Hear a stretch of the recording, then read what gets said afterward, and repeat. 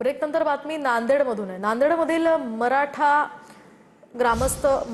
या ग्रामस्थ वीज वितरण कंपनी विरोधात आक्रमक झालेले आहेत। दरम्यान वीज बिल भरू नका ग्रामसभेत एकमताने ठराव मंजूर करण्यात आला। वीज पुरवठा वारंवार खंडित होत असल्यामुळे ग्रामस्थ वीज वितरण कंपनी विरोधात आक्रमक झाल्याचं पाहायला मिळालं।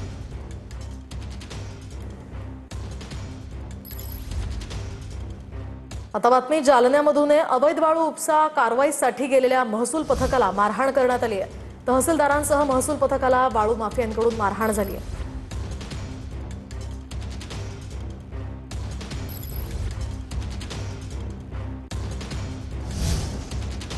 आता बातमी नवी मुंबई खारघर ठाणे लोकल सेवा आता पूर्ववत झालेली आहे। महत्त्वाची बातमी, ओव्हरहेड वायरवर पक्षी आल्यामुळे लोकल सेवा 5 मिनिटं ठप्प होती।